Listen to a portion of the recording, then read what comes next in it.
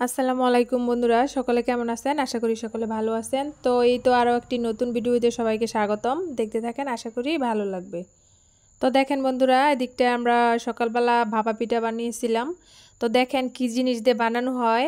এই যে দেখেন, এটা ছোট একটা মাটি, এটা কিন্তু মাটির ছোট একটা মাটির যে পাত্র, আর এটাকে মূলত মুসি বলা হয়। তো অনেকে নামটা শুনে হাসবেন।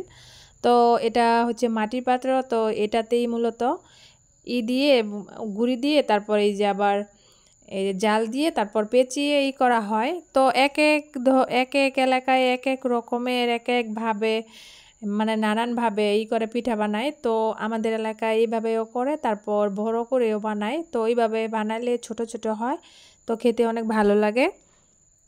তো দেখেন এই যে বানাইতেছে এই যে এইভাবেই কিন্তু এটা প্রসেসিং করতেছে। এটা এইভাবে যে পাটালি গুড় দিয়েছে, নারিকেল দিয়েছে, তারপর আবার চাউলের গুঁড়া উপরে দিতেছে। তো এটা কিন্তু খেতে অনেক ভালো লাগে, মুলাম হয়, অনেক ভালো লাগে এই ছোট ছোট পিঠাগুলা। তো অনেকে বড় করেও বানায়। তো এই যে এগুলাতে চাউলের গুঁড়া দেওয়া হচ্ছে। চাউলের গুঁড়াগুলা ভিজিয়ে তারপর এই যে জালির যে ইটা আছে জাল, তো ওটা দিয়ে চেলে নেওয়া হয়েছে যাতে পিঠাটা মুলাম হয়, নরম হয়। এই যে দেখেন, তারপর আবার এই যে জালির যে ইটা আছে ওইটা দিয়ে যেভাবে মুড়িয়ে রাখতেছে। তো তারপর পিঠা যখন ওগুলা হবে, যেগুলো চুলায় আছে হইলে তারপর আবার এগুলো দেওয়া হবে। তো এগুলো আগে থেকেই করে রাখতে হয়, তৈরি করে রাখতে হয়। তো এই যে দেখেন পিঠা হয়ে গেছে, নামাইতেছে। তো এই যে দেখেন একটা নামিয়েছে, আবার একটা দিতেছে। তো এই যে দেখেন, তারপরে যে মুচিটা উঠানো হয়েছে মাটির যে পাত্রটা। তো এই যে দেখেন, এই যে আরেকটা নামিয়েছে। তো মূলত দেখেন একটা পাতিলে দিয়ে মাটি দিয়ে 4-5টা মাটি দিয়ে করে তারপর এটার উপর আবার একটা মাটির পাত্র আছে। ওই মাটির পাত্র এই যে দেখেন, মাটির পাত্রের মধ্যে এই পিঠাগুলো দেওয়া হয়। এই যে দেখেন কত সুন্দর হইতেছে।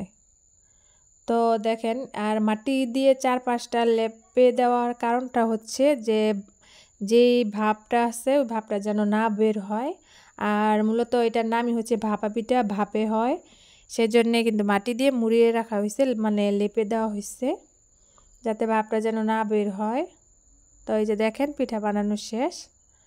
আর এই যে দেখেন কত সুন্দর নরম তুলতুলে ভাপা পিঠা, আর দেখতেও কত কিউট। এই যে আমি ধরেছিলাম কিন্তু অনেক গরম, সেজন্য আর করতে পারিনি। আর বন্ধুরা, পিঠা বানানো শেষ, তারপর আমি এই যে দিকটা দেখেন রান্না করে ফেলেছি মুরগি মাংস। আলু দিয়ে, নতুন যে আলুগুলা বের হয়েছে ওই আলু দিয়ে মুরগি মাংস রান্না করেছি। তারপর এদিকটা পাঁচমিশালি ছোট মাছ, পাঁচমিশালি যে ছোট মাছ ওগুলো আমি আলু দিয়ে, নতুন আলু দিয়ে তারপর রান্না করেছি।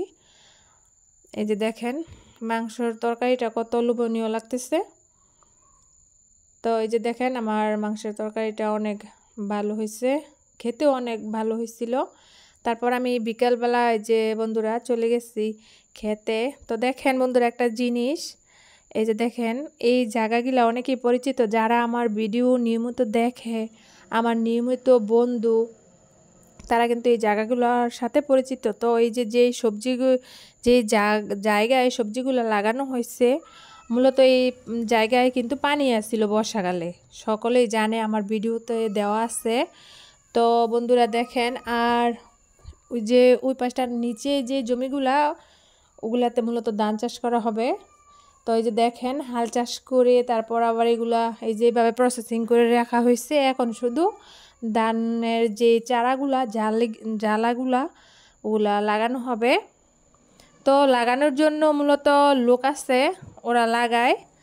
তো ওরা হচ্ছে আমাদের গাজীপুরের না, ওরা হচ্ছে যে কিশোরগঞ্জ, গফরগাঁও, তারপর চাঁপাইগঞ্জ, অনেক অনেক দূর থেকে আসে আমাদের এলাকায় ধান লাগানোর জন্য, তারপর আবার ধান কাটার জন্য। তারপর দেখেন প্রকৃতিটা অনেক সুন্দর। তো বন্ধুরা, আমাদের গাজীপুরে কিন্তু আমাদের এলাকায়, আমাদের যে এলাকাটা আছে ওই এলাকায় রৌদ্র আজকে রোদ কম উঠেছে। তো কার কার এলাকায় রোদ উঠে নাই কমেন্টে জানিয়ে যাবেন।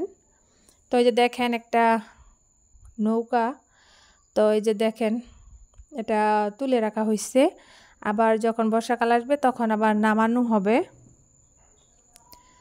এই যে দেখেন, এই যে নৌকা কে কে দেখেন নাই, কাঠের নৌকা, তো দেখে নেন। এই যে দেখেন কাঠের নৌকা।